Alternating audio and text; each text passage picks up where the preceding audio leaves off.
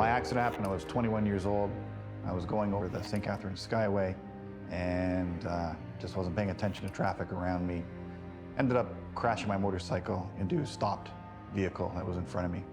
So I flew off the motorcycle and ended up striking the back of a dump truck pulling a backhoe tractor on a flatbed trailer. Hit with my head. Somehow I must have flipped up and smashed the spine of my back, and that was it. I broke one bone in my body, but it was the wrong one. There was no one to blame but myself. I was alone on the bike, thankfully, so I just had to deal with what direction my new life was gonna go, and that meant getting as many answers as I could. So at the time, there was no internet, so magazines, posters, talking to other people that had injuries, and just trying to pay attention to what my new body might be.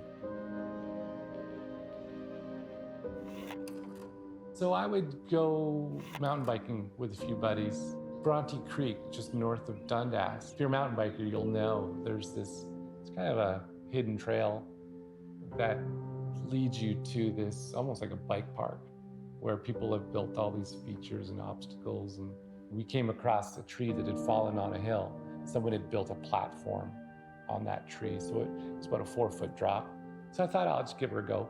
Came down, I hit the jump, and I was going quite slowly actually. And when I got to the end, I bunny hopped off of it. And I had done this before on other obstacles, it was never a problem. But this particular morning, I remember I landed on my front wheel and I held myself there waiting for the back tire to fall so I could just carry down the hill. But instead I tipped forward and my head plowed into the ground. I heard my back pop, my legs fell over me, and then I was lying on the hill. Basically reached down, yelled, "Eric, I can't feel my legs." And that's when this whole thing started.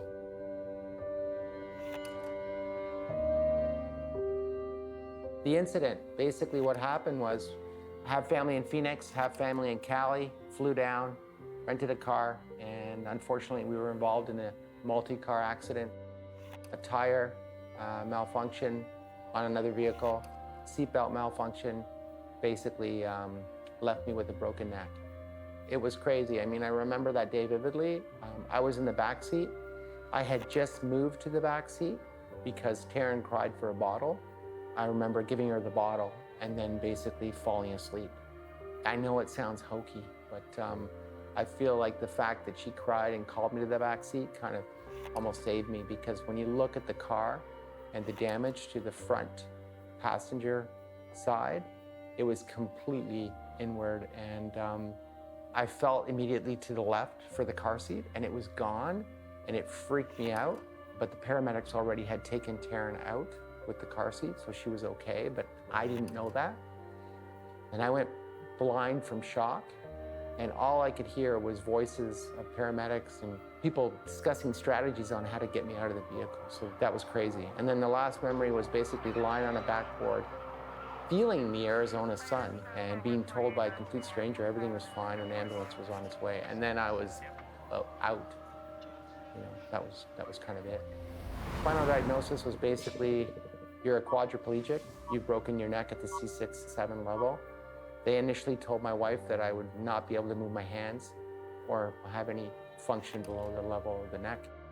I just thought it was like anything else. You know, I've broken a leg before or something, and I just thought, you know, I'm just gonna ride this through. Eventually, I clued in, like most of us, and when I was at Lyndhurst, this is months later, I started to wiggle a left toe voluntarily, and I thought I won the lottery. I'm like, I'm walking out of here, man, everything's great. And what a joke. I mean, things just slowly progressed, and luckily I regained most of my hand function, but that took a couple of months before the right hand came back.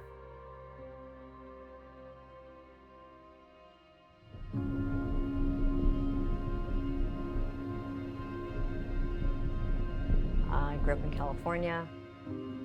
There was always this BMX track, Orange Y BMX, which is an iconic BMX track for anybody that's raced BMX. You've heard of it.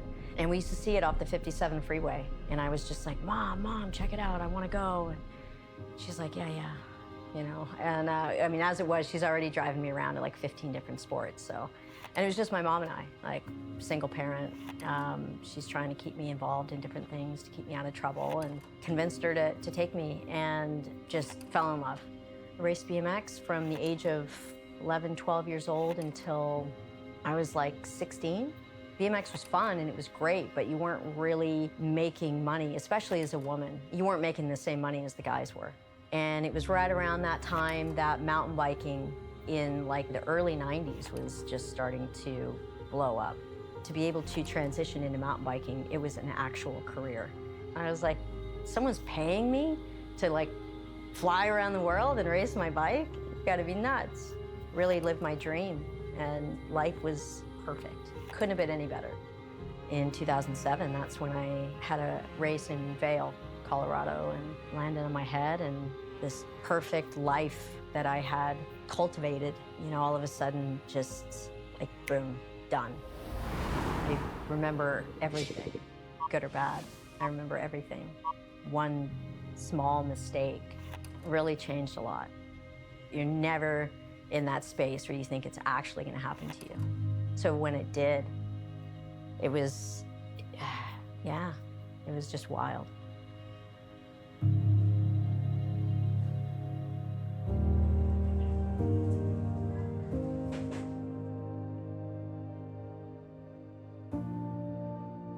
Being paralyzed from this level down, you're kind of like a wet noodle. So I always try and describe it to people that it's like everything I do, I'm doing sitting on an exercise ball. You know, I'm a kind of a pendulum that can fall left, right, anytime. So what makes it tough is you have to relearn everything in life. And most of the things I do now, I can only do with one hand. I need one hand to stabilize, hold myself up. The other hand can do the task, whether it's reaching things, trying to pick up my child, everything's one hand now. And I'm fortunate that my accident happened 30 years ago when it did, because I think rehab has even changed now. You know, they really pushed me to be independent in rehab. So we went outside, do concrete steps, learning how to do a wheelie, go down the stairs in that wheelie without crashing out of your chair. You know, that was stuff I looked forward to learning. To me, that was my new mobility. And once I got that level of independence, it was a matter of how am I going to apply this in the real world. I was able to move out onto my own independently right out of rehab, which gave me the privacy I needed for my new life situation. And it gave me a chance to build my self-confidence again, trying new things without eyes peered on me that I was going to fail. You know, with the new tasks I had to try and explore and relearn. So I was pretty lucky in rehab. We had a chance to witness wheelchair tennis for the first time. And I remember pulling into the parking lot and seeing for the first time somebody getting out of a car with their wheelchair. Seeing these guys put their wheelchair together beside them, transfer into the wheelchair, and then go to the back of the car, open the trunk, and they had a whole new chair specifically designed for wheelchair tennis. And that kind of gave me the motivation to learn and discover not only wheelchair tennis, but what else was out there. Sports was probably the #1 thing that gave me the freedom I was looking for. It gave me a chance not only to experience the freedom for myself, but it gave my family and my friends who were trying to understand what my new life was going to be, a chance for them to see me show the best side of myself. I came alive when I played sports, so whether it was the wheelchair tennis or certainly getting back into my sit ski, those are just the key things that made me feel like the old Rich again. Once you're in a wheelchair, you realize most of your world is a concrete world. That's where the access is. And even in that concrete world, you're looking for the easy ways, like the ramps. That freedom, it's almost impossible to explain unless you have the spinal cord injury yourself, because you don't start with the same mindset. You don't understand what a barrier is until there's one presented to you. You know, you take for granted, at least I did the first 21 years of my life. You're walking through life on legs that can negotiate any terrain, no matter what. You want to climb a tree, that's not an issue, any tree. You get in a wheelchair, and all of a sudden a 4-inch curb is your barrier. You get in on an adapted mountain bike, especially something with some e-assist, there are no barriers. You know, that bike will take you everywhere.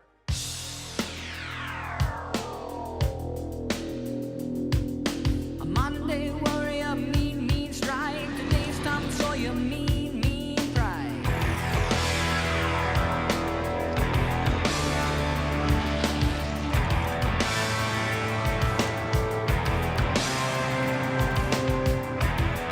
Though his mind is not for him, don't put him down as arrogant. His reserve a quiet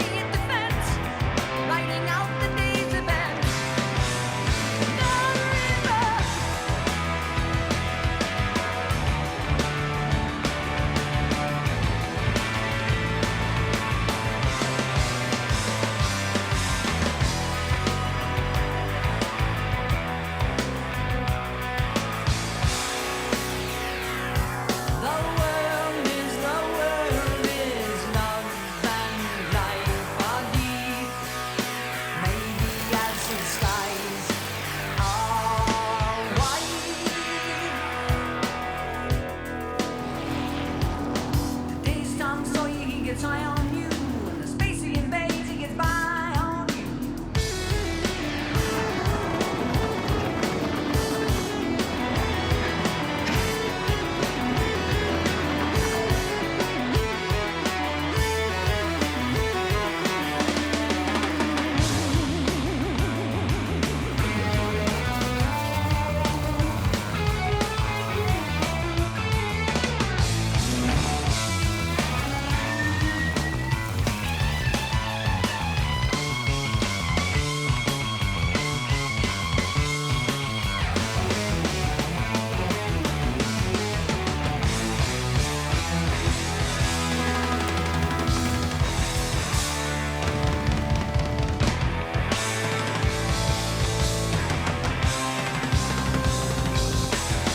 No, his mind is not for rent to any god or government. Always hopeful yet discontent. Those changes aren't permanent. Oh, changes.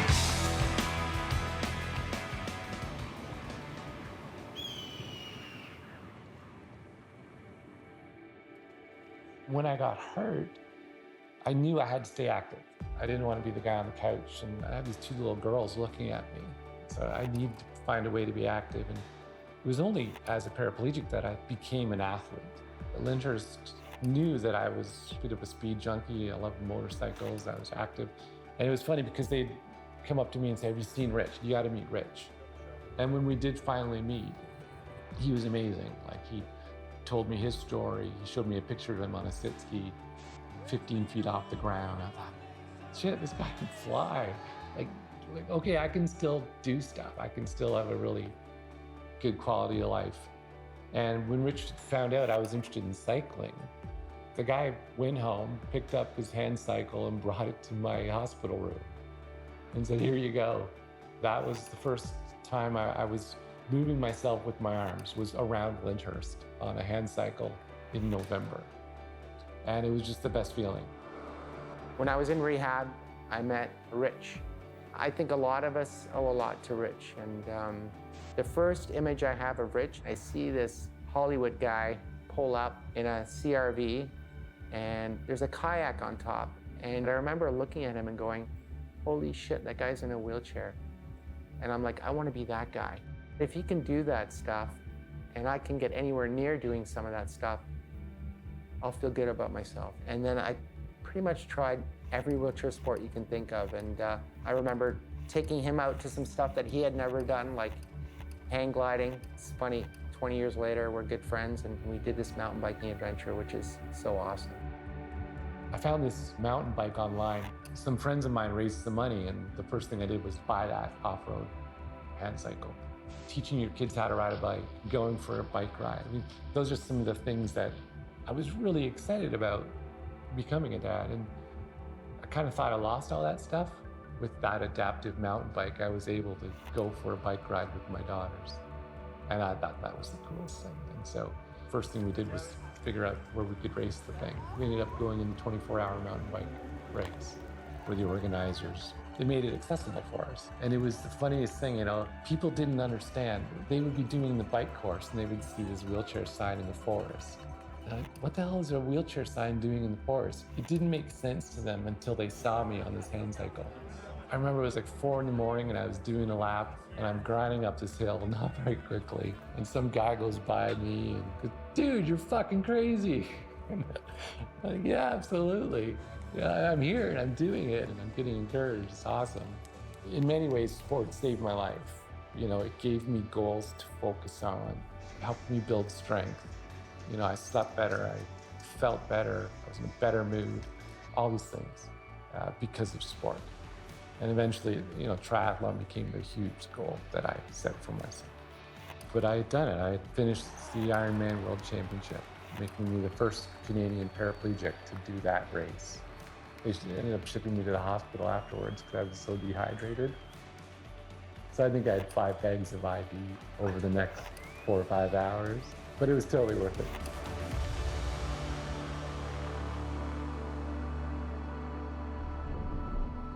I think I realized that I wasn't going to walk again probably when I left my rehab hospital. I 1,000% thought I was going to walk out of there. And that's really what kept my hope alive. You know, they always tell you, still get things back for up to 2 years after. When I got back to California and then life was real life again, that was some of the darkest days, for sure. I had so much support when I first got hurt. Like, the mountain bike community rallied hard, and I felt that.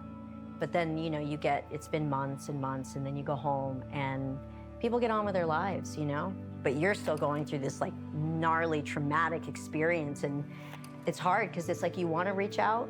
At least I did. I wanted to reach out, but then I didn't. I never wanted to burden anybody with all of my shit because it was heavy. Like, I couldn't even handle it, so I couldn't imagine giving that to someone else. So I would just turn to some not so great things to try to cope and try to deal, and hitting rock bottom. I was absolutely okay with not waking up. I had wanted to get into mountain biking, but I had never seen any adaptive mountain bike, and one that could do what I wanted to do on it. I didn't want to just cruise. I wanted to pin it down a mountain, like go to a bike park. And so it wasn't until I moved here, Elodie and I were hanging out with a couple friends of ours, Chantel and Nat, and they were the ones that found the sport on. I'd never even heard of it. And so they found it, they did a fundraiser, they raised the funds in like 3 days. I was so blown away. I couldn't believe all of that happened. And then Elodie told me how it happened and how quickly it happened. And I was just like, oh my God. And then it seemed like almost every time I went out, people were just so enamored with it.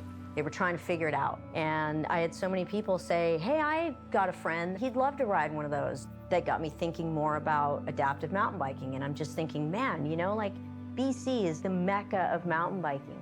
How is this company not here? How is there no Canadian distributor? So in my brain, I'm like, that's what I want to do. This is like my old life and my new life, and they're like coming together, and I feel like I'd be really good at this. So I basically cold called the owner, and I was like, this is my name, this is my background, this is who I am. I want to sell your bikes. I know it sounds super, super cheesy, but it's like field of dreams kind of moment. I was like, if you build it, they will come. You have enough sit skiers that those are the same people that are going to want to get out, and they're going to want a mountain bike. They bought a bike, and then they bought another, and then they bought another. It made me want to be alive. Then it made me get out of bed. It had me in a rhythm of at least training for something, having a purpose, trying to find my identity again. Sports has really been my driving force. It's so saved me. And I don't just mean the actual like competing in sport, but I mean the people in sport. In September of 2020, the girls were back at school. So Chloe's back in grade 12. The senior students are back at the National Ballet School. And Zara's starting high school. She's grade 9.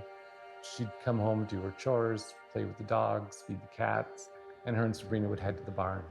A couple hours later, I had done my workout. I was just sitting on the couch having my dinner. The phone rang. Zara was in an accident. And so I said, is Zara conscious? She wasn't. So I raced to the emergency room where they tried to revive her, but she didn't survive. So at the age of 14, when we lost my little girl, Zara, she was in a farmer's field. She thought she was going through a puddle, and it turned out to be a mud bog. And she wanted to stay with the horse to make sure the horse was okay, but she drowned. So knowing I needed something to do, something to focus on, I was looking, I had my eye out for a whole bunch of things. And I got the newsletter for Cycling Canada, and it said the Dunbar BC Cup Summer Series is opening themselves up for adaptive mountain biking. And there was a picture of an adaptive mountain cyclist in the newsletter. I saw that, and it's like, oh shit, I gotta call Rich and Fernando and Jake, because we gotta go do this thing. This is crazy. And I'm like, we need a road trip. Like, this would be good for the soul. I got on the horn, reached out to the organizers, and they said they'd love to have us. That's sort of set the wheels in motion. Okay, we have to make this thing happen. So when Rob initially talked about it, I was on board right away. I mean, wanted to support him 100%. He's been through a lot and wanted that distraction, doing a road trip out there. And it was something that interests me personally as well. We had done obviously the mountain biking here. We've done a 24-hour race a few times.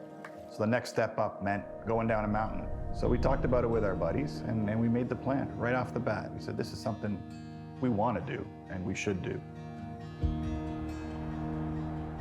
The Dunbar Summer Series has been running since 2012 with Dunbar as a sponsor. We started the racing in 2008. It all comes down to the vibe. It comes down to the people, just top notch. Downhill mountain bikers are the kind of people that you call when you're stuck in a ditch at 1 a.m. They're the ones that will get up, no questions asked, and come and get you. The Dunbar Summer Series works having 3 events in 10 days because of the proximity of the resorts. Fernie Resort is in the southern Kootenays, and it's approximately 2 hours from Panorama. Once you get to Panorama, it's only another hour and a half to get to Kicking Horse, and the amount of riding and trails that you have between each resort just made the logistics of this a dream. People could camp at one, then easily roll to the next event and then the following event. And then once we were in Golden, you had quick access to the Trans-Canada for your route home.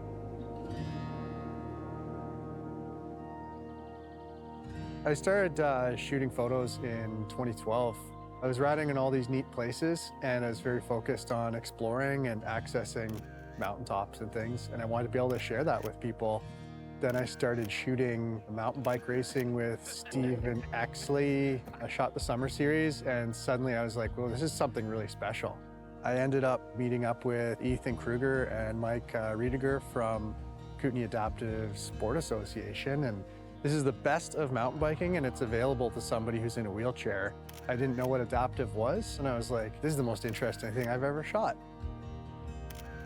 In 2018, Kootenay Adaptive was formed with the mandate to make BC's outdoors a more accessible place for people with mobility challenges through the sport of adaptive mountain biking. When we first started, adaptive mountain biking was so small. There was only a handful of riders that were doing mountain biking, not just off-road hand cycling. There were 3 trails in BC that had been purpose-built for this at the time. Here we are 4 years later, we're at well over 150 kilometers of adaptive mountain biking trail that we've been a part of. There's dozens of riders in British Columbia now, and here we are with competitions and we're training instructors from this little town in the middle of nowhere with 1,500 people. Fall 2020, we were chatting with Stephen Exley and literally I just said, could we add adaptive? He's like, yes. Done. That was the only thing he ever said. When Niall asked me to add adaptive to the Dunbar Summer Series, I didn't hesitate. There was no reason why not. To me, the adaptive riders were just more riders. There wasn't anything I was going to do special for them beyond what absolutely had to happen. When I reached out to the resorts, they were willing to host the adaptive route mountain bikers. One of the first questions they had was, what course are they going to run? With the help of some adaptive athletes, we went out there and pre-scouted at most of the resorts. Are we ready? Yep. All right. What we were really out there looking for was really figuring out what we could make happen to make these courses as integrated into the main line as possible, while taking in consideration the bikes that will be there and the safety of the riders. Money. When we brought the adaptive riders out, there was some risk because we didn't know what the limitations were. We didn't understand what the tipping points were, what the bikes could do and what they couldn't do. I believe there was about 15 of us, including mountain safety, that did the tours, but there was definitely some crashes because we wanted to see where the limits were. How hard could we make this course?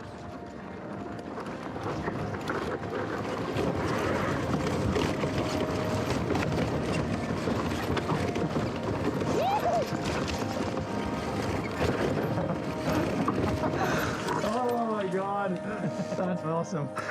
So things we had to look out for at the 3 venues were things like technical drops, bridge width, and other obstacles that might pinch the trails a bit tight. Yeah, it's the same thing. This thing's gonna be not good. Yeah. A high risk for sure. Yeah, no, you know what? Yeah, we'll have to make a crossing for this one. So just let her down on the frame, down the front wheels. Because if he's coming into a corner off camber like that, going downhill, he just goes straight into the bushes. Very good. Yeah. You wanna have that? Great. Intimidating. Yeah. Yeah, two in the front end will be back. That's what I'm worried about. As with anything, when you're doing something for the first time, there's always going to be problems. But we had a great group of individuals that don't mind putting themselves into situations where the unknown is going to deter them from trying to get something done. We did have some accidents, some tip overs, some crashes. I lost my ducky. Lost your ducky, lost your cushion. I lift myself up. Could I get you to put that back under my butt? Yeah. Is that it? Everyone involved is a problem solver. So there wasn't just like, we can't do this. That was never a part of the equation. It's how we're gonna get this done. What do you think? Do you wanna?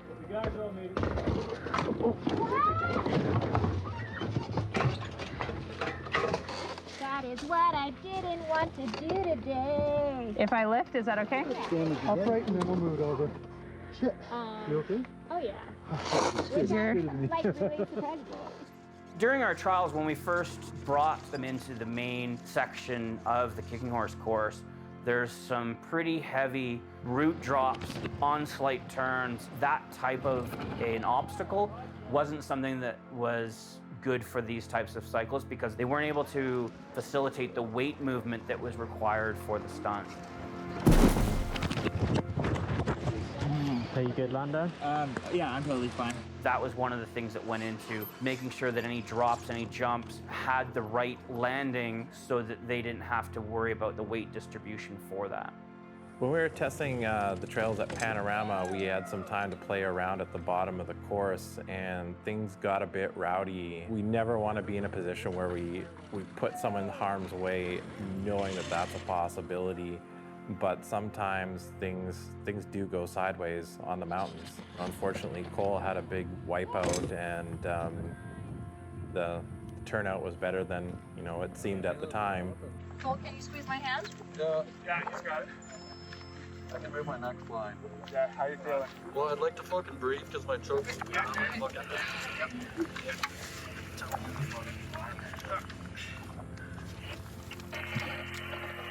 Okay, upright. Mike, you got break? Ready? Okay. That was one of the craziest crashes I've seen. Yeah, I won't forget that one soon. Oh no. That was heavy. That was super heavy. Keep an eye, guys, and then any changes, any mood alterations. How the fuck are we gonna know if it's mood changes? Yeah, well, it's easier for some than others, right? Like, yeah. No alcohol. He's got that smirk back. What about? When you do see, a fairly significant crash, it always makes you pause and reflect on the situation, how you can improve things in the future. How we can improve our instructor training and instructor courses, our volunteer training. There's always a positive that can be brought out of that to make the sport safer for people. Yes, man. It fucking works. We thought there'd be 3 or 4 people entering the adaptive portion of the series. So we were really surprised when suddenly all these people entered that we didn't know. And we're like, oh my God, there's a bunch of dudes coming out from Ontario. Like, I wouldn't have come out here to race bikes. That's insane. Well, I'm gonna call them and just let them know this is not garden variety mountain biking. It's pretty rough. Hi, we're from Ontario. Can we enter the adaptive category of the Dunbar series? I was scared shitless for sure. We got this Zoom meeting, like literally I think 2 or 3 days before we were gonna leave, because we all signed up and registered for the races. And they basically told us, you flatlanders, if you have no downhill experience, you shouldn't be coming.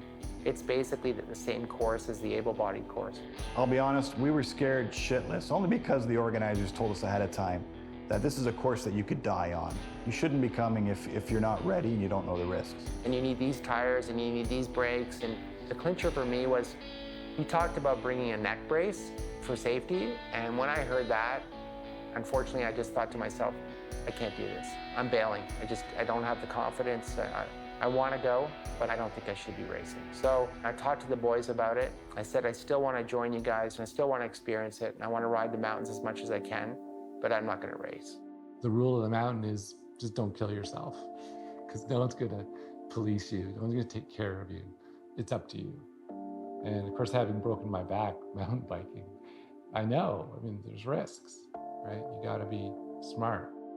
None of us have ever flown with our bikes. We didn't think it was possible with the airlines to take this bike through the airport, rental cars, all that stuff. So the only option we had was a trailer. And we modified the trailer so we could fit 3 mountain bikes and 2 road bikes in there. Shelving system, everything was done perfectly to have all the equipment kind of fit in there nicely. I've driven across Canada, I think 3 times before. So people say, well, how can you do it? How can you get through the prairies? Like, to me, it's scenic, it's Canada. I don't mind seeing this country from end to end. I could do it 50 times. So to me, the road trip was something I looked forward to. It was beautiful, it was exciting. So Fernie was the first time ever that, we're going up a chairlift with these bikes. And we had no idea kind of how that was gonna work. And truthfully, the lifties that were there, because this is the first time event for them too, and some of the bikes are a little different, we had to figure it out. And as long as everybody was on the same page, open-minded, let's just do our best to get everybody moving, get everybody up the mountain. It worked. First time ever on a chairlift with a bike in the summertime.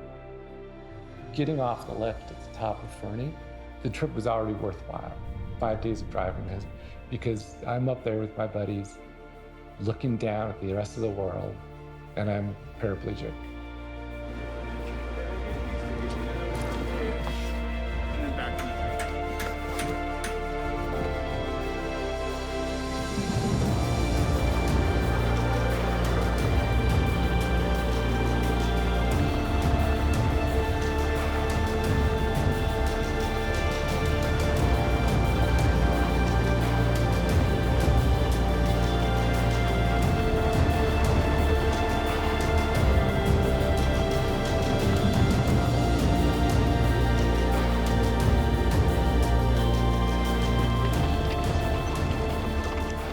Doesn't make sense for most people, which is the kind of shit I love, right? Tell me there's something I can't do or I shouldn't do, and I'll die trying to do it, just to prove you wrong.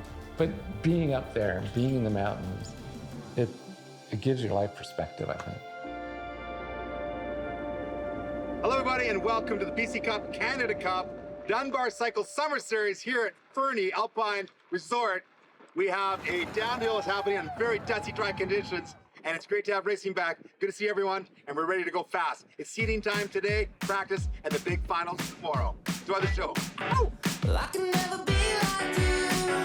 Well, I can never talk like that. You smile with a sparkling drink and stumble in your lipstick mess. Well, Hollywood philosophies, yeah, it's a tragedy. But you keep hanging on with a vacant look, just waiting around for someone to take you home. And I know you know I'm not there. I'm sorry I was late, I didn't want to come.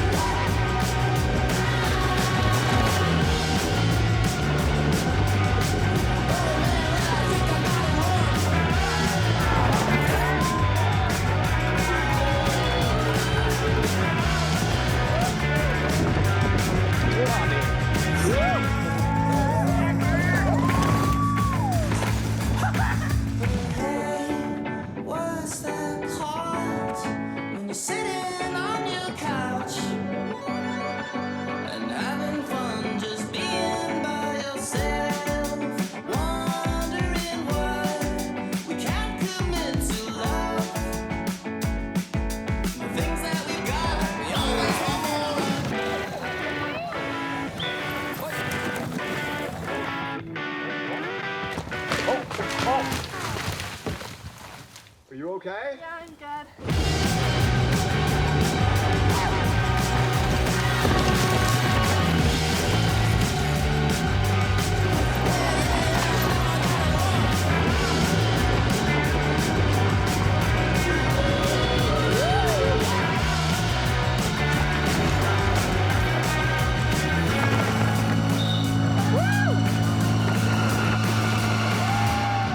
Ladies and gentlemen, I give you your top 5 podium of the adaptive E-System class here at the Canada Cup. So we started out the 3-part Dunbar Summer Series with Fernie. It was sweet, man. It was a fun track to kick off the series with, and the first ever adaptive mountain bike race in history, which is badass, man. It was so cool to be a part of kind of rolling that carpet out. And Fernie was a crazy course. It was like the top half was kind of a logging road. I kept my phone in my pocket for one of the laps. We ended up getting up to like 80K down this logging road, down the side of a mountain with like super gnarly hairpin corners that just launch off to like death. And then the bottom half of the course was pretty much the able-bodied course, which there wasn't any like, oh, let's make it easy for the adaptive. It's like, no, it's just downhill racing. It's got to be challenging, man. And like you wouldn't hop on a bike for your first time ever and go race a downhill event. It's kind of the same concept, right? You got to be inclusive, but also keep the challenge factor to it. Mountain biking's took a bit of a hit with COVID and stuff, just with races being canceled. And so I think everybody is being back in the racing environment, and it was unreal. I took last place at a little technical and took a good cartwheel in the Rudy loamy stuff. I rolled out of it nice, which was good. There was no injuries. I was, chapped at the situation, but went down and got the bike fixed and dealt with and smoked a doob and was good to go. Kind of just cleared the head a little bit and reset. And it worked out really well because my homie Landon ended up winning. He was injured mountain biking in his first ever mountain bike race as an able-bodied. So it's cool for him to be able to take the W and win as, his first race back as an adaptive athlete. It was pretty special for him. It was a pretty emotional day, and he definitely celebrated pretty hard, which was awesome to see. It was pretty powerful, It also felt really good just to show people that, I was a mountain biker, and I was a mountain biker again. And it was 10 years apart, but I was almost like I'd never left. It was a good redemption. And then the after party was awesome. Did you do a kickstand? I did, yeah, at least 1 or 2. The great thing about Fernie is as you're finishing the course, you're just ecstatic that you made it to the bottom, and you hear people cheering all the way through the forest, and there's fans and families and other riders still waiting for all the riders to come in. And there's nothing like it. You definitely felt like you're part of this group right away. The length of the mountain is so long that we don't have that experience in Ontario. So halfway down the hill, you're usually done whatever it is you're doing in Ontario. But now the most technical part of the hill is in front of us. Lots of whoops, lots of drop-offs, lots of jumps, lots of trees. It was exhausting, and you're getting that arm pump. And it's just like you're doing 100 different push-ups. And there's just that sense of accomplishment of, fuck, I did it. And then to find out later that, Rich and I came 4th and 5th, I think we earned a bit of credibility and respect from the BC boys. You got these old guys from Ontario. It's our 3rd day on a mountain, and we got some hardware, so that was kind of cool. I didn't realize at the time how important this was to Rob with all the life stuff he'd been through. I can't believe he did the road trip at all and made it through it, because it was so high pressure for them. That's the part that I think is the coolest about adaptive mountain biking is everybody thinks it's amazing that people are riding adaptive mountain bikes, which is this much of what's hard. That's the payoff. What everyone thinks is hard is the payoff of all this other stuff that goes on in the background. None of those obstacles are insurmountable in a wheelchair, but add them all up and then cross the country to do it. And good luck trying to get a race series done in a wheelchair.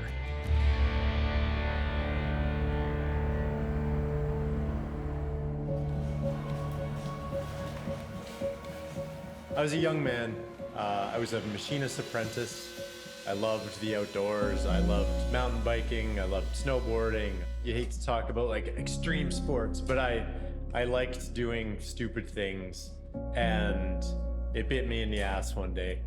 I'd signed up for the Kokanee Big Air competition at Sunshine Village, and it was in the very early days of Big Air. People didn't wear helmets then. I took a big jump and I landed the wrong end up. So I burst my T7, 8, and 9 vertebrae and immediately was completely paralyzed and knew it I just kind of like drifted to the bottom of the landing, and the rest is history. Officially, in my mind, I won the competition because I did get the biggest air. I didn't have a long battle with I'm going to walk again. My mindset went to getting out of the hospital. Getting outside and sort of being with nature is incredibly important to me then and to this day. I started trying to hike. I just put mountain bike tires on my chair, and you get to a hill and your arms just aren't strong enough, or your front wheels dig in, and then you put a bigger wheel out front. The technical innovations that I could apply to the problem were only minor improvements, and I wanted a massive improvement. And that's where skiing came in. So cross-country skiing, you're generally on your own the whole time. The snow is nature's wheelchair ramp. It smoothed out the bumps and the creeks and the rocks, so I could just get in this thing and go. That was my first foray back into the mountains. I had a really adventurous cross-country ski trip, we'll describe it as, with my now wife. And we were like backcountry cross-country skiing, and I kept tipping into tree wells. But it made me think, if an able-bodied person went past, their inside foot would go down and their outside foot would stay high, and they'd use their knee and it would bend and they'd keep going. But in a cross-country sit ski, you'd tip. So after this trip, I did come up with this sort of articulating framework that would allow one ski to go higher, keep me level, and the other one go lower. The idea for the bowhead for the bike had always been there. Any attempt at the bike was always a failure because it would always tip. It was staring at like a crappy prototype in my basement of a bike I'd tried to make and think like, all I need to do is flip this ski upside down and put wheels on either side. And I did, and it worked. And now we have these. We've grown a lot, and the bike has grown a lot too. We went from it being designed around me as the litmus for what does this bike need to be able to do. And then very quickly, younger people started buying the bike. They were jumping it, double black trails, bike park. The progression exploded. And we're not one and done. We're taking everything that all the other riders are doing and we're incorporating it into new products and upgrading things and evolving things. We went from leading a category to being followers. And it wasn't that we're following a competitor, it's that we're following our own customers. They're the innovators now, and it's up to us to make sure that we can satisfy their goals.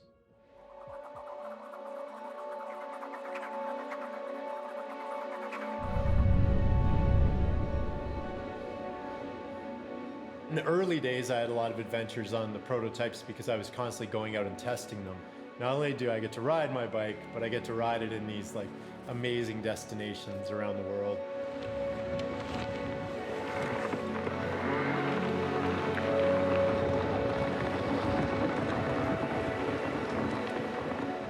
We've done some backcountry camping trips, and actually those are some of my favorite because it incorporates a lot of what I really loved about mountain biking or snowboarding or any sport that I did when I was younger, was the camaraderie and the community and the fun. It is a great way to warm up, I can tell you that. Oh, let's see if we can get up here through the snow.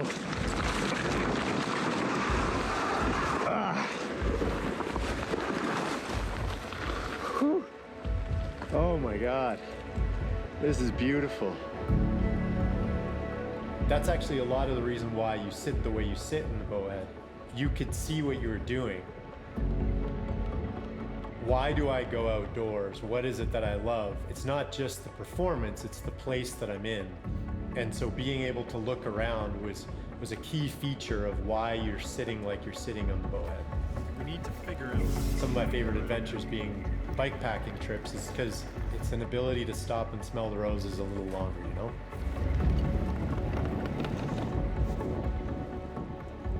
Even though I'm older, there's still a very risk-tolerant part of me that allows me to go out and do stupid things. So they're less stupid, in case my wife is watching this, than they used to be. It was a great adventure. You're out there all alone, stars are shining down. Maybe you'll get stuck. maybe you won't. I don't know. It's fun. The adventure never ends. When you talk about the feeling you get, knowing that you can give something to somebody that will give them freedom that they didn't previously have, it hits home, and it hits home for each individual that works here.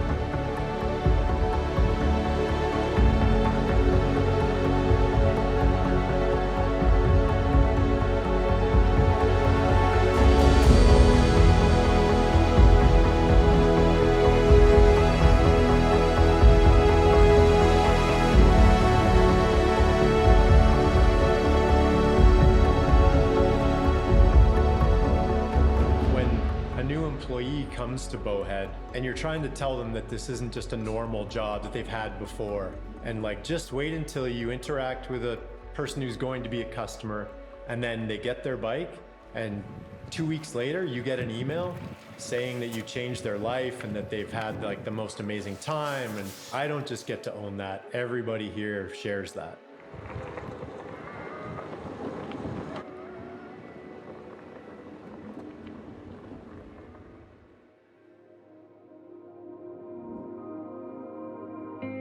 Life before my injury, I was just regular 15-year-old kid. I did sports, hung out with my friends and family, did regular 15-year-old things.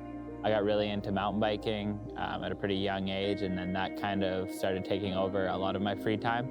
I always knew that that was something I really loved, and then, yeah, that's what took me out. I don't totally remember what happened, but I was in a downhill mountain bike race. I could see the finish line, and then all of a sudden I was waking up and trying to walk it off, run it off, and couldn't. So I broke my T4, T5 vertebrae, which is about like mid-chest. I don't remember a ton of it anymore, as it's been 11 years now. It's just something that happened, and it kind of is what it is. It must have been hard for my family. It had to have been, but they never let me see that. They were always like, all right, we're gonna get through this. We're gonna go skiing again. We're gonna do all these things. They didn't let me see maybe that if they were hurting, because they needed me to, you know, figure it out. I needed to be my worst enemy. You feel this kind of like, not pressure, but like almost like embarrassment at first hanging out with friends, just because, you know, you're different than you were potentially the last time you hung out. So, but they never let me feel like that. It was like, all right, we're going to their friend's house, and they didn't even say anything about the stairs. It was just like, we're getting you up the stairs. That was really another thing that made it a lot easier was, you know, my good friends were they were my good friends still, and, you know, they might have had to lift me up a couple stairs or whatever, but they really didn't make it ever seem like it was a problem to them. The outdoors was always a big part of my life. I skied in the winter, and I still ski, and I mountain biked in the summer, and I still mountain bike, so yeah. I definitely see how other people, you know, see people in wheelchairs and myself, and I don't really care. I mean, that seems like that's more on them.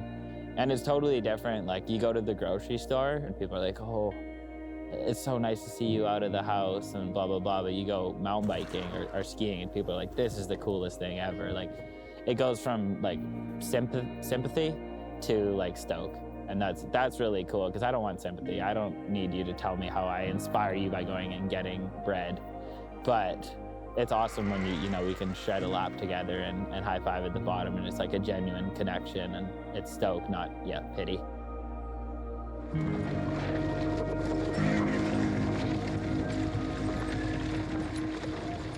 So I work for this company called High Fives Foundation. High Fives was started in 2009 by Roy Tuscany, who sustained a spinal cord injury. He had an amazing recovery and was never going to be able to give back financially to every person who supported him through his recovery. So he started High Fives as a way to pay it forward to the next person going through a life-changing injury. Over the last 11 years, we've supported over 400 athletes. So we'll do grants for people, we'll do surf trips, ski trips. It's a great community, and I love to be a part of it.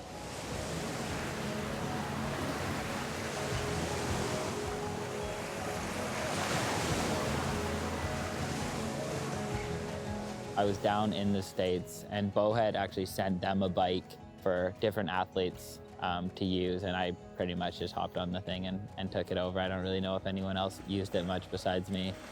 So I kind of just commandeered that bike, and then I think it's the most important thing in my life. Like, it was what I, would fall asleep thinking about before I got hurt, and then until I got back on the bowhead, every night I would think about mountain biking, and now I'm back, and it's like, I'm just thinking about what kind of trails I want to ride, what kind of things I want to do, the craziest ideas that I want to do, and yeah, it's life.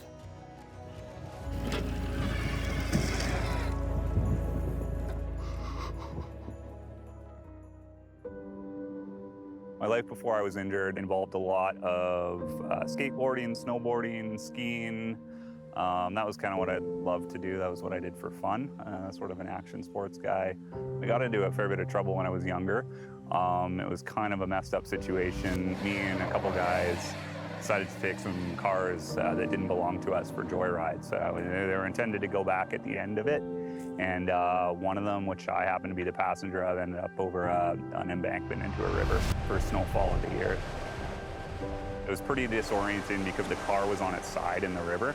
The second that I realized I was injured is when we left the vehicle, and I realized that I couldn't kick. I couldn't move my legs to swim to shore, so I actually started getting swept down the river.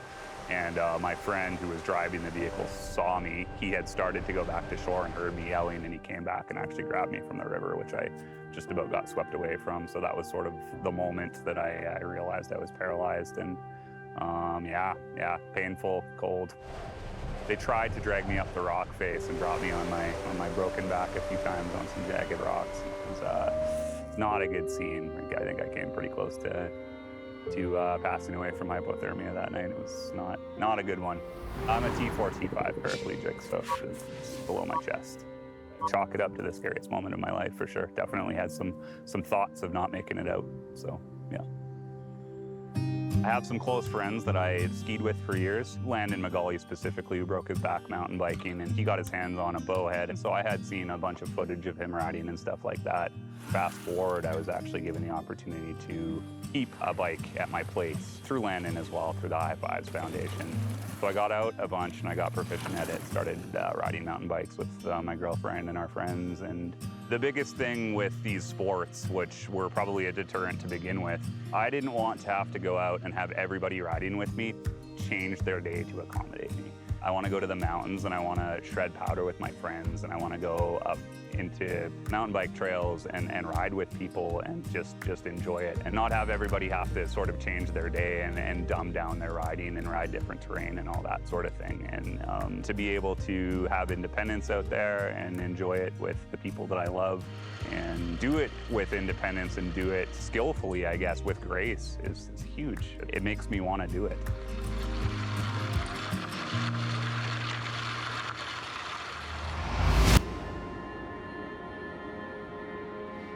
I definitely did a lot of different sports, team sports growing up from a younger age, and then as I got older, I kind of got into the independent sports a little bit more. Rode mountain bikes my whole life, raced motocross for 8-9 years kind of thing. Just loved being in the mountains and being outside. We never really had TV growing up, so we were always just kind of out being shitheads, and definitely values that I hold pretty dearly today. So 2015, construction accident, got to the point where I was working in the west side for a modular home company. Had a little just miscalculation or miscommunication, and the whole roof collapsed on top of me, like 12,000 pounds. 2 slings of plywood, a bunch of roof trusses and stuff. And I was conscious the whole time. It was like 45 minutes. And yeah, just kind of folded in half, like frontwards, kind of like face in thighs, 2 vertebrae, L1 and T12. One of them had dislocated and pushed into my spinal cord and creating a hematoma and pinched off. And so L1, T12 is just basically above your belly button. Both lungs collapsed. I had 2 punctures in one of my lungs. My heart was bruised. At that point, honestly, I was just trying to live. I was able to compete at a pretty high level in CrossFit before my injury. I think that's pretty much what kept me alive. I was like 6 foot, 225, yoked, kind of just in the best shape of my life. And I think if I was a little skinny bean, I think I would have probably just got crushed. Trying to breathe with 2 collapsed lungs with 12,000 pounds on top of you, I was just like, fuck this, man, I'm over it. At one point, I was like, yeah, I'm just gonna close my eyes and see if I can end this, because this isn't fun at all. for whatever reason, didn't go and kept breathing. And a buddy that I was working with just started yarding stuff off top of me. And finally, the fire department got me off the roof and out of the hospital and did the surgery and then started rehabbing stuff from there. That kind of stuff fucks you up for a long time. And there's certain aspects, I think, that you'll never really be the same. You can kind of work on it and talk about it to your counselor or whatever, but I think that's always going to kind of be there, and you just kind of have to, accept it and try and move on from it as best you can and live your life. Do you feel like your accident made you feel finite? Big time. And I think that's something that you kind of learn throughout your rehabilitation process too, right? Like being insecure with my situation, I was always kind of searching for people's approval. Gained life experience, I guess that's all it comes down to. I just kind of realized that I don't need to have people's validation or anything. I need to do what makes me happy and just be me. And the right people will be attracted to that or they won't, and carry on. It makes you appreciate a lot of shit that I don't think that I appreciated before. Family and friends, like that's everything. Without that support group, I don't think I'd be who I am today. I wouldn't be doing what I'm doing today. I am who I am before I was even in a chair, and I'm not any different. I mean, obviously in ways I'm different, but I'm not. I don't want to be treated any different. I don't want to be like coddled. You know, I've had buddies like full on tackle me out of my wheelchair in the bar and stuff, and it's like, I don't want it to be any different. And some people are like, oh, you know, it makes them so uncomfortable, but it's like, I don't give a shit. It's hilarious. We're just being us, man. The solid friend group that you keep around and keep you inspired. Asking you to go biking and dragging you up when you don't feel like doing stuff because you're whatever in your shit or having a day or whatever, and they're like, nope, not a choice. You're coming snowboarding or whatever the case is, and it's like, you kind of hate them at the time, but then you get up there and you're like, oh, you know what, I'm pretty happy that they dragged me out here. Oh!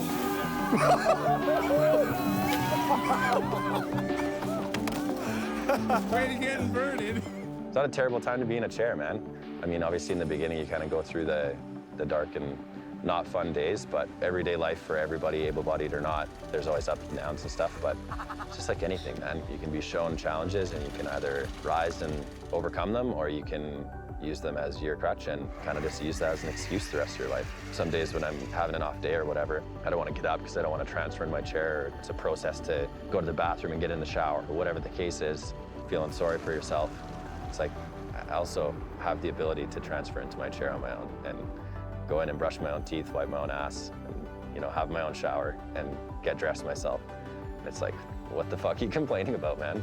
You have so much more to be grateful for than what you're not capable of or what you don't have function for. Like, there's so much more to life than that. It's a great time to be alive, man. We get some pretty crazy technology that, you know, wasn't available to people in our situation even 5 years ago. I had seen the Bowhead, total game changer. I was sold right away. So at that point, I had, put my order in and got mine and kind of just never really looked back, man. The bike's pretty much a universal tool for any off-road.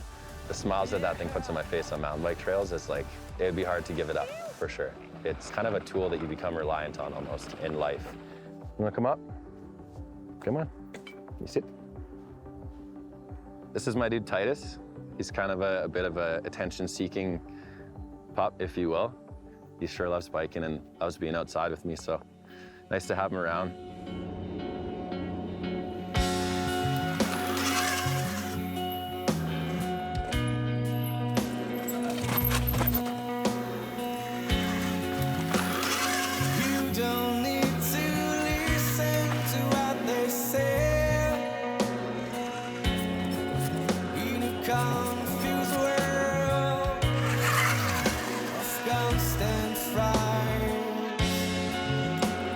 Nothing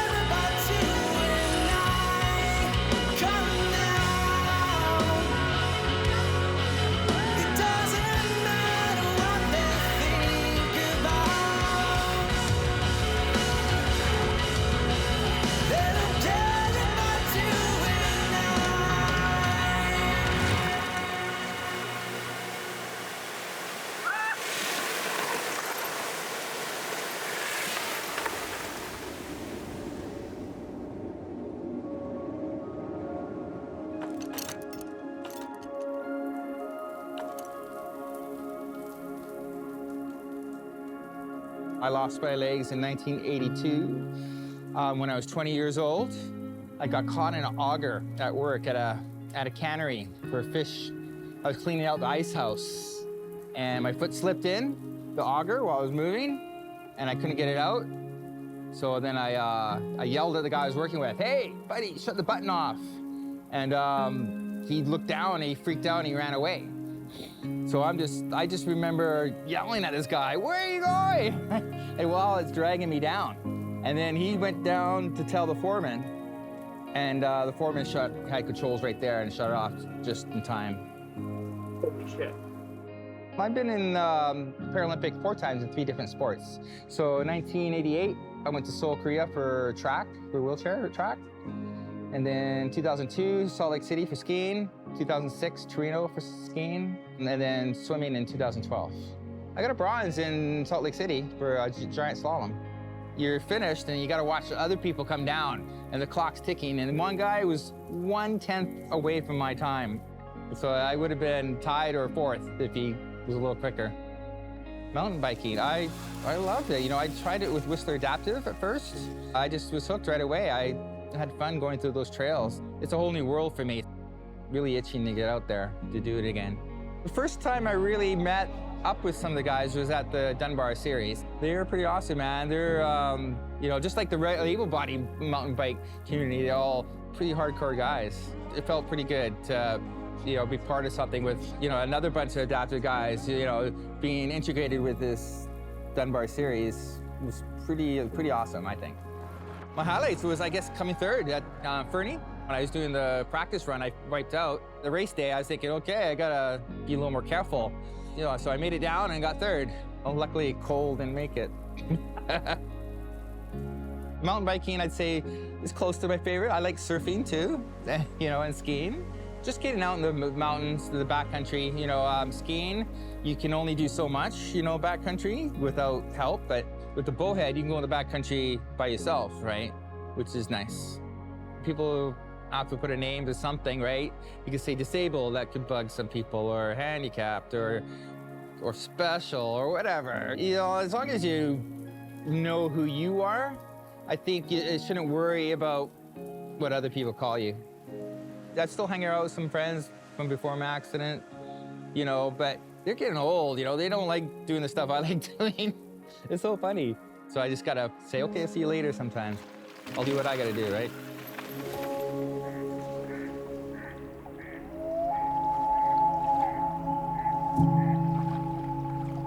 Grew up in the mountains.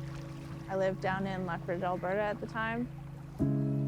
I just always remember my brother and I being outside all the time with all our friends and doing all the crazy things that I could have never imagined us doing, but now we sit back and laugh about it. We were always outside.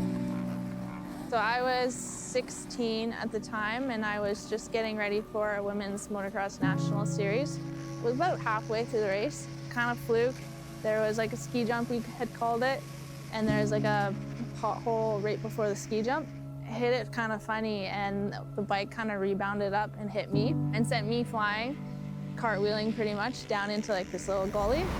Didn't really know what a spinal cord injury was at that time. There was something definitely wrong, but I didn't know what. That's kind of where I ended up, on the ground and not knowing what life was gonna bring next. So they did surgery and I was in ICU for a week. Put me in the kids' hospital because I was 16 at the time. I was there for maybe a day and they're like, oh nah, she's good. And they sent me right to rehab. They had predicted 6 months. There's no way I was staying there for that long. And so because I was already an athlete, I was already strong enough to do all of the things, and I just needed to learn all the basics. About 2 and a bit months where I was just focusing on getting out of that jail cell, I called it at the time, but yeah. My mom was very straight up. Because I was 16, doctors didn't really want to tell me what the future was gonna hold. And so she straight up told me, like, you're not walking again, so we better figure this out now. And I guess the first thing I was thinking is like, how am I gonna get active again? That runner's high that I always got, I was always looking for that. And that's hard in a wheelchair. That's really hard to find. And just being able to get your heart rate up and do those kinds of things was one of the biggest struggles, I say, for me, definitely. There's no pushing high. There's no pushing high, no. Like pushing a wheelchair up a hill just wasn't what I was looking for, no. I got back on a dirt bike. It just wasn't the same. It wasn't the most practical thing because we had to have like 2 other people there to get me loaded, and it just wasn't a very independent thing, so I didn't last very long doing it. I mean, it was just more of get back in the saddle, see if we can do this. I don't know how I found out about Christian at Bowhead, but I got a hold of him, saw what he was doing, and they're like, okay, want to come try the bike? And I'm like, oh, yes. Hopped over to Calgary and hopped on Christian's bike. Actually fell over on the sidewalk as soon as I went, and he looked at me and he was like, I thought you said you rode motocross. And I was like, yeah, clearly I got a lot to learn. I had a rough COVID year, and outdoors was where I really wanted to be, and so bit the bullet and bought a Bowhead, and that's kind of how it started. I could hop in it myself, and I can get situated myself. As soon as I got on that bike and realized the potential of what being outside could mean with this bike, I was hooked. Got the bike a month before the Dunbar Series. Whoa. So I've been thinking a month, so hey, what the hell, let's just get down to the racing. I don't know who put it in my head, maybe Niall. I talked to Cole a little bit because there was a little bit of talk about the courses being pretty intense, and I was like, hey Cole, like, is this gonna be doable? And he's like, it's nothing you haven't seen. Like, you grew up in the Rocky Mountains, this is not gonna be anything different. And so I was like, all right, well, let's go ride some bikes. I actually, in my head, was like, I'm gonna go up, ride some green trails. Hadn't been on a chairlift and a mountain bike yet. I even told my mom, I'm just gonna go ride, take her easy. And good old Scotty comes up to me, he's like, wanna go try the course? And so I'm going up top of the mountain and going and riding the course, and I hadn't even like been on a mountain on this thing yet. So when we got up to the top, you see the mountains, you see everything, and it was just like one of those moments where I'm like, hey, this is exactly where I was supposed to be. All the worries I had about getting here and how I was gonna ride these things left, and I was just like, okay, well, here we are. I have to go down this mountain now. Definitely was one of those things where it opened my eyes to how much more we could really do.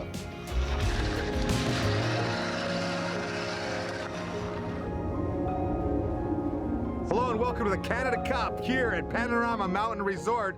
This is the Dunbar Cycle Summer Series, and this is race number 2 on the circuit right here. Got a great track, a little bit harder than the race last week in Fernie, which was really blown and dry out. This is harder packed, very bumpy, very physical, longer track, and it's gonna be a great race. Enjoy the show.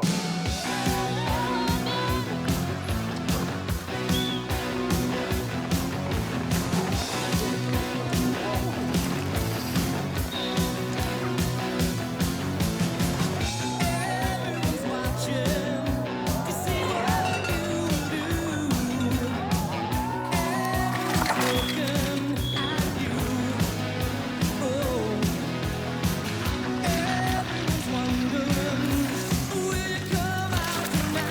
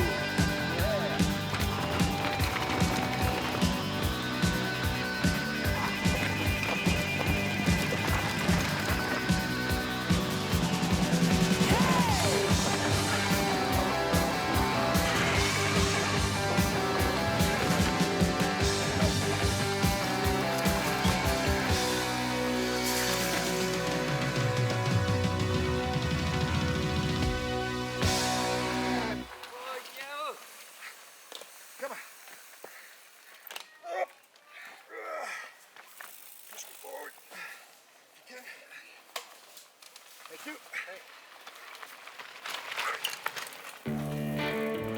With a 5:58.48, another second place in a Canada Cup, Ethan Kruger!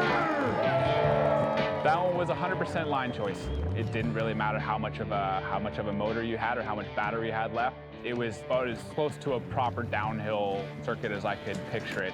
Some of the other races we had to kind of jut in and out. This one was full course the whole time.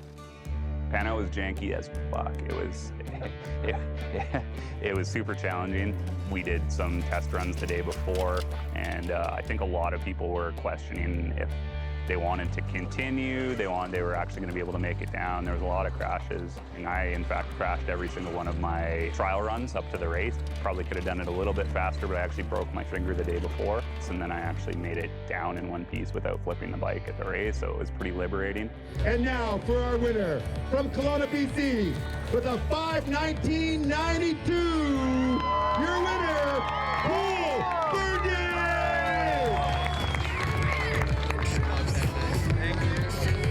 Ladies and gentlemen, I give to you your top 5 adaptive racers here at the Canada Cup of Panorama. Okay, do the champagne then. I've been mountain biking since the early 80s. Was in the first extreme mountain bike movies, free ride movies, and then jumped the first big cliffs and did a lot of gnarly steep lines. I still love riding today, but I'm older now, so I do some like free ride light stuff, and I do a lot of announcing and hosting videos and whatnot as well, but still love biking. So I've been announcing on the Dunbar series, doing BC Cup and Canada Cup downhills. Stephen Exley hired me 10 years ago. Grassroots racing with all the best, most psyched riders from all the different mountains around, just to see riders show up with no armpit hair and little kids, and now they're like pro elites racing World Cup, and now you've got new kids coming through, and I like, getting people stoked, and that's my job, and business is good. The adaptives were invited to come race the Dunbar series. A bunch of people just saw how capable they were of riding those bikes fast through, gnarly terrain. And I didn't know what to expect, but they absolutely ripped it up, and they were so stoked. The vibe was so high. They were just psyched about there on the clock and competing and jamming and ripping, and they're all very supportive of each other. And I was just stoked to see the light in their eyes, and the back and forth battles was very entertaining. It was a great addition to the Dunbar series. Loved having them there.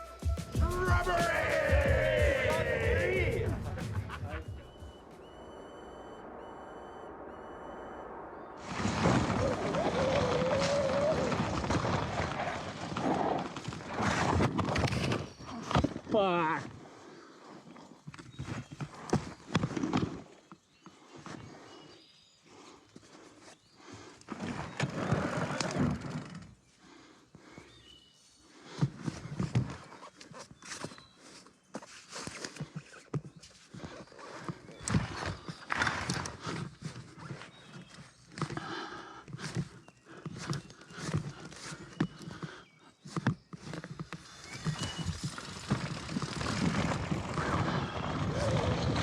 No one saw that. Oh man, Ethan Kruger pre-accident. Oh, bit of a wild child, I guess. We had a lot of fun playing around growing up. Quite fortunate to be living on a hobby farm that our parents had. So we had a little bit of room to play and move around and just be kids. Once we kind of got into bikes, that's kind of where we really started to find our passion. My injury was a result of a bike crash, actually. So it was just kind of your classic case of your big jump gone wrong in a dirt jump park. I did two things. I overshot it and didn't let go of the bike. I had to back out to Vancouver General, where they kind of put Humpty Dumpty back together. Final diagnosis of what they call complete Asia A. That meaning you done dickered yourself. There's medically speaking, there's not a chance of walking again. That's the pill I had to swallow, but if anything, this is kind of like riding a bike all the time now, except I'm just doing a different bike. It took a little bit to find new contentment with what I had. I was very fortunate to have amazing family and amazing friends around me that were huge support, huge support. They'd let me vent, and then they'd say, get on with it. Honestly, that's what I needed to be able to just push through and get my lifestyle back. That was the ultimate goal For a while there, I was just trying to figure out my new capability when it came to all the outdoor activities, whether it be fishing, hunting, camping. I mean, obviously no dirt bikes, but we got into one of those UTVs. So, I mean, it was able to scratch that itch. But for the longest time, I couldn't get into a mountain bike. And I was a bitter Betty about it. I was not a fun person, especially because all my friends, my brothers, they were all still riding, right? And I mean, I wasn't gonna be like, no, don't ride around me, but internally just ate me up inside so bad. I was fortunate enough to save up a bunch of money and get myself into one. It's been all downhill ever since. I looked at a few different manufacturers and the designs, and the Sporon Explorer that I eventually chose, just visually looking at it online and what have you, seemed to be what fit as far as the original thing of mountain biking, or just that feeling of being behind bars. I sent the order into Sporon, and about 9 weeks later, I got the bike back, and that was the first time I'd ever sat in an adaptive mountain bike. Remember that first day? Epic. So good. I tipped it right off the bat. It was epic. I was like, okay, well, these things don't ride like normal mountain bikes. It was an awakening at the same time as like, okay, we have something new to learn, and we have something new to master. It was super cool. It was awesome to get back into that bike, and from there on out, it's just been adventure after adventure after adventure, and it's been epic for sure. Take me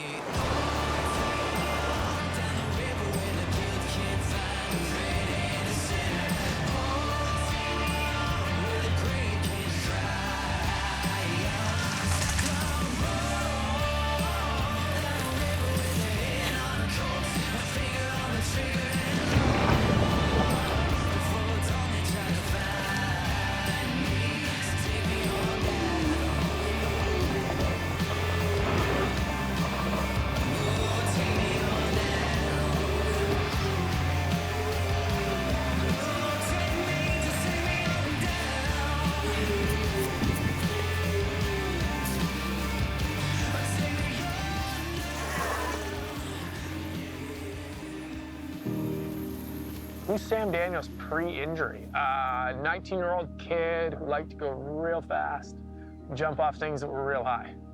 Turns out that was a prescription for Sam Daniels post-injury. 19, riding bikes, overshot a big road gap and just splat. I remember laying on the ground, I remember the pain, I remember agony, frankly. It was pretty bad. I broke 25 bones and had over 100 fractures in all those bones. Broke 14 vertebrae, collapsed both my lungs. One of my ribs broke so bad it went across the side of my heart. About 4 weeks of like fully out, and then another 2 weeks of kind of in and out. Medically induced coma. And it was pretty horrible actually, because I would wake up completely confused, miserable in the sense of I think I was scared. I think I was unclear of where I was and why I was there. The doctor showed me my CT scan of my spine. So it started at my head and was, you know, a view here, then a view here, like a cross section of me. And you could see all those fractures going down and down. And then that whole time though, you could see my spinal column, like the circular hole in the middle of your spine where your spinal cord lives. And it had sort of been intact, and then in one photo it jumped over about 2 inches and then kept going down, and that was all the visual that I needed to go, oh yeah, I had that baseline awareness of if you break your back and sever your spine, that's the end of things below that point. The first sport I got involved with was alpine skiing. Got back to the snow within like 5 weeks of being out of the hospital. Got on a sit ski, yeah, a guy named Rich became like a mentor to me, and he had an extra sit ski and off we went. That felt really good. I remember that feeling of fresh air. I'd more or less been inside for 4 months at that point. And it was this first kind of indicator that everything was going to be different, but things were going to be okay. It was the seed of optimism that was planted. I think when you become part of these communities that center around some of these action sports like mountain biking or skiing, there's so much more lifestyle around it than there is with, you know, something that exists on you know, a basketball court. So it was an ability to go back to a lifestyle more than just a sport. I can't believe how much it's just changed my life as well. It really has brought me back into feeling like I'm part of the mountain biking community. It used to be that, you know, my friends would go out and ride and I wouldn't be able to. There's very few trails that I can't go ride with my bowhead. Because of that, it doesn't really have to be about me. Sure, I ride a different kind of bike than most of my friends do, 3 wheels instead of 2, but it doesn't really matter, we just go ride. We're in a growth phase right now. It's about increasing the ability for more people to own these bikes and to be able to get out and experience it and, frankly, fall in love with it. Let it be their therapy, let it be their medicine.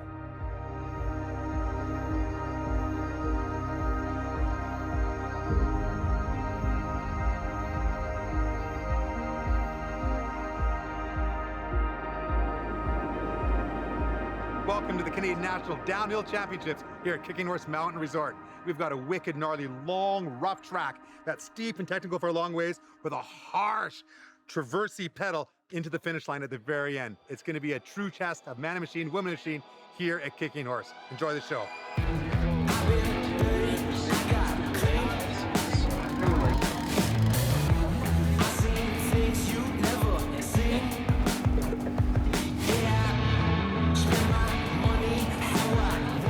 Giving out a ton of prizes.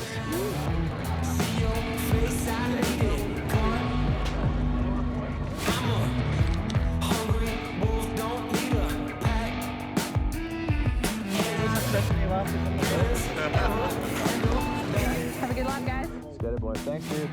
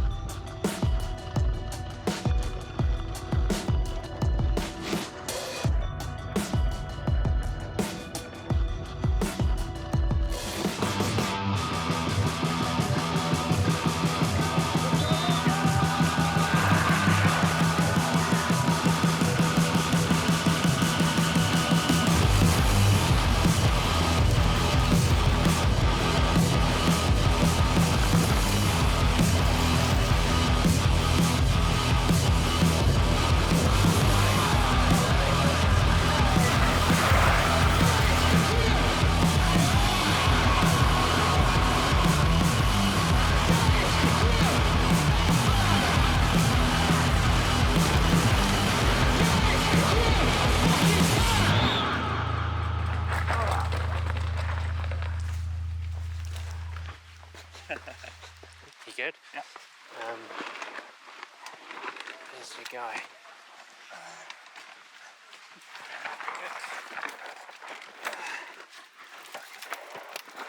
Beautiful.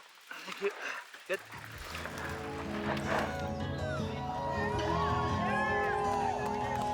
Looks like you're flying. Were you happy with the run?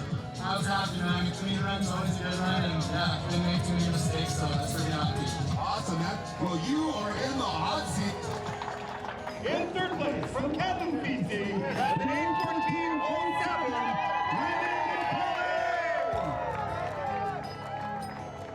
I feel like I live a better life than a whole lot of people who, who don't have any kind of disability or injury. Yeah, I don't even think of myself as a disabled person, just have different ways of doing what I want to do. In second place from Benjamin PC, with a 7:51.95. know, the reality is whether it's ski racing or mountain biking, people get hurt. People get hurt all the time. We all know what's on the line when we go out and play in the mountains. And I think that sets the foundation for people being very inclusive. I've always found the communities around these sort of mountain sports to be very inclusive. And I think that rings really true with the adaptive mountain biking. Adaptation is a very fitting word for anything we do in life. With the mountain bikes, the technology is adapting to meet our needs as much as, we're adapting to be part of this sport.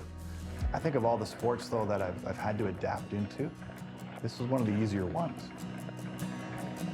Life hack? I mean, really, it's like, you have to adapt so many things to, if something's not already built for you, you've got to life hack it. When I was on that chairlift, from the moment I dropped off the lift, you had to focus, and everything else went away, and that was awesome. I wasn't thinking about wheelchairs. I wasn't thinking I was on an adaptive bike. I was just thinking, I'm on a mountain bike, I'm on a mountain, and this is awesome. And I'm scared to death, for sure. It was incredible. The community embraced the adaptive category. Everybody was so stoked. I couldn't believe how well it was accepted. Really, really impressed. Everybody was incredibly stoked on the adaptive category. The inclusion in the Dunbar was really the first legitimate competition series out of the gate where adaptive and non-adaptive sort of blended seamlessly from a course standpoint, respect of rider to rider. There was enough adaptive athletes that it seemed like a competition, and I think this was the first time there was a race. People, when they take the little things and make them so big, I wish that they knew how lucky they have it, but also just being aware that like it can be so much worse. And honestly, it's a blessing for me to be able to live that life where I can take these little things and be so appreciative of them and know that it's not the end of the world. As cliche as it sounds, it'd be freedom. I can choose where I want to go. I can choose how fast I want to go there. Terrain doesn't dictate where I go, well, for the most part, within limits, but it gets me out of the chair, it gets me back into nature, it gets me back in that mental space where I legitimately forget that I'm a paraplegic. I forget I'm in a wheelchair. I'm riding a bike through the woods, nothing else matters. Normally, a good race is 164 racers. This year we had over 350 racers participate at all 3 events. We had learned so much from the first 2 events that we were able to adapt and apply to the Kicking Horse event, and being able to see the adaptive riders on the peak of a mountain was just a memory for me. The freedom that they had when they reached that summit was incredible. We made something incredibly unique happen. My anxiety peaked at race time until everyone made it down across the finish line, but everyone made it across the finish line. Everyone was all smiles. And our winner here today from Lana, BC, with a 7:36.56. Cool! I'm grateful that I went through what I went through, and I wouldn't change a thing. I wouldn't take anything back or do anything differently. I think the people that I've met and the opportunities that I've had in life and stuff have been directly correlated to my chair and my situation, and the things that I'm doing because I'm in a chair and stuff wouldn't have happened. It's so easy to just say that and people just brush that comment off. Totally. But for you to have come to terms with your situation and recognize that you're better off, I think that's a very powerful statement. A lot of the people that I've met and that I have in my life these days on a regular are so worth all the shit that I went through. In a heartbeat, I would do it again.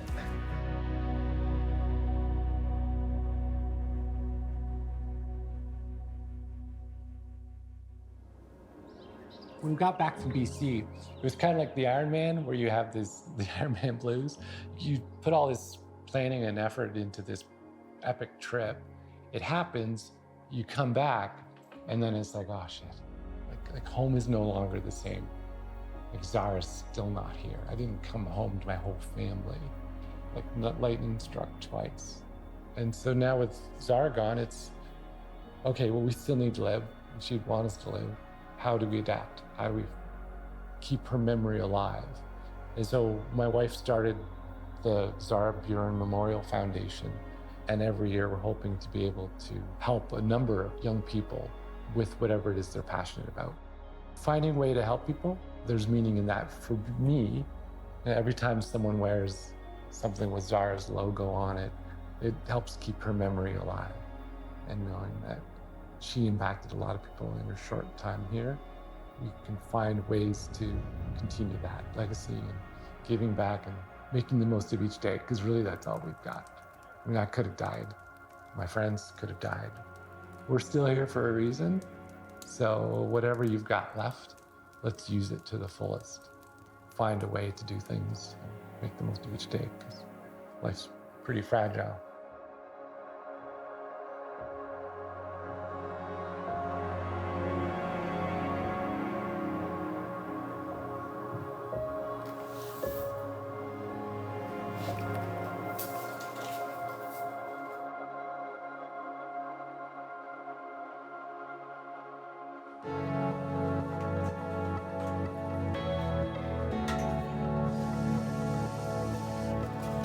It's as real as it gets. Come back out to go in. There we go.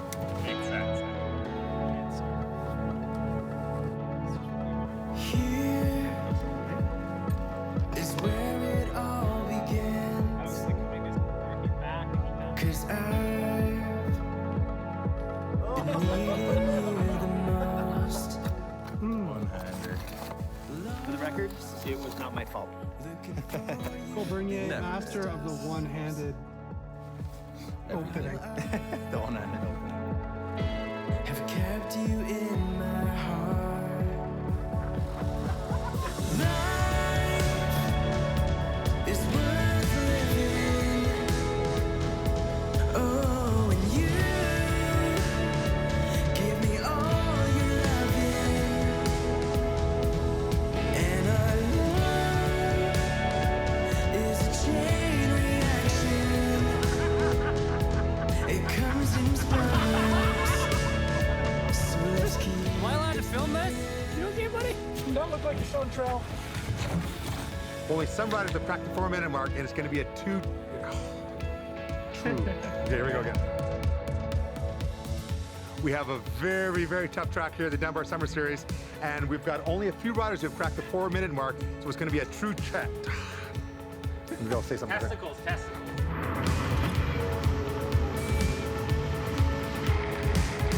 is how we do it.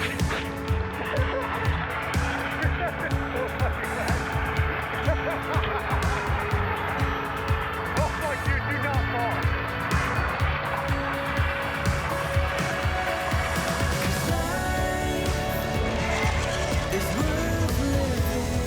And we've got a steep, gnarly technical track that goes down the mountain in a great...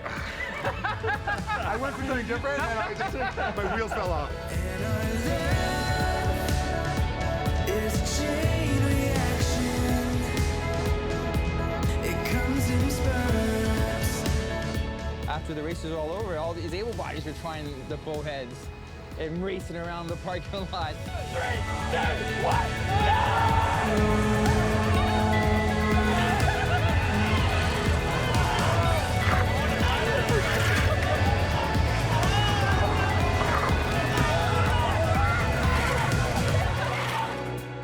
One of the things that I think really, for my attitude, is a quote from my grandfather that really made me think, live your life like you want to remember it. When you're looking back at the end, you want to know that you did what you wanted to do, tick those things off the bucket list, because you only live once.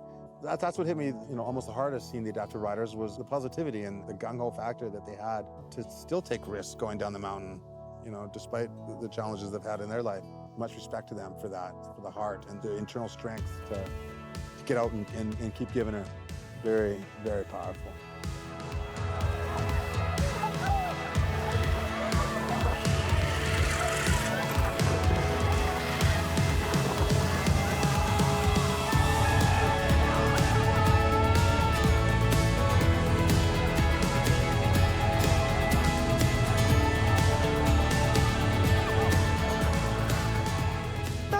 Kruger. Saw our staging screen.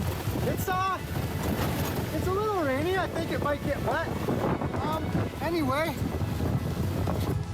I I really enjoy 7-mesh terrain gear. It seems to work pretty good when things get hectic. Okay, don't crash, you fucker.